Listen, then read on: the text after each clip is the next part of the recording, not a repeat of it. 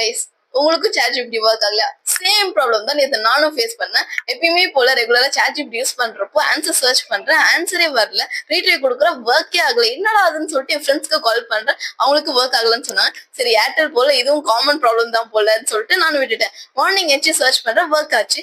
சரி என்ன ப்ராப்ளமா இருக்கும்? நேத்து ஏன் ஒர்க் ஆகல அப்படின்னு சொல்லிட்டு ChatGPT கேட்டேன். பார்த்தேன். ஸோ என்ன சொல்றாங்கன்னா எல்லாருமே நான் ஒரே டைம்ல அக்சஸ் பண்றதுனால ஓவர்லோட் ஆயிடுறேன். அண்ட் ஆல்சோ ஒவ்வொருத்தவங்களுக்கு அவங்களோட பர்சனல் நெட்வொர்க் வந்துட்டு கரெக்டா இருக்காது. அந்த இஷ்யூனால இருக்கும். அண்ட் ஆல்சோ ஃபர்ஸ்ட் வந்துட்டு அவங்களோட சப்ஸ்கிரிப்ஷன் ஐ மீன் ChatGPT பிளஸ் யூஸ் பண்றவங்களுக்கு தான் அவங்க ஃபர்ஸ்ட் ப்ரியாரிட்டி கொடுப்பாங்க. ஸோ அவங்களுக்கு கொடுத்ததுக்கு அப்புறம் தான் நார்மல் யூசர்ஸ் கொடுப்பேன் அப்படின்னு நிறைய ரீசன் சொல்லியிருந்தாங்க. பட் இதெல்லாம் ஒரு பக்கம் இருந்தாலும் சாம் ஆல்மன் ப்ரோ உங்களுக்கு ஒரே ஒரு ரெக்வஸ்ட், இங்க நிறைய பேரோட வாழ்க்கை மொத்தமா ChatGPT டிபெண்ட் பண்ணி தான் இருக்கு. ஸோ தயவு செஞ்சு ஜியோ பண்ண மாதிரி நீங்களும் எல்லாருக்கும் ஃப்ரீ பிளான் கொடுத்துட்டு இப்போ ஃபுல்லா ChatGPT டிபெண்ட் பண்ணி தான் இருக்கும். ஸோ அதுக்கப்புறம் எல்லாரும் சப்ஸ்கிரிப்ஷன் பண்ணுங்கிற நிலைமைக்கு கொண்டு வந்துடாதீங்க ப்ளீஸ். பிகாஸ் எல்லாரோட வாழ்க்கையும் ChatGPT டிபெண்ட் பண்ணி தான் இருக்கு. கொஞ்சம் புரிஞ்சுக்கோங்க.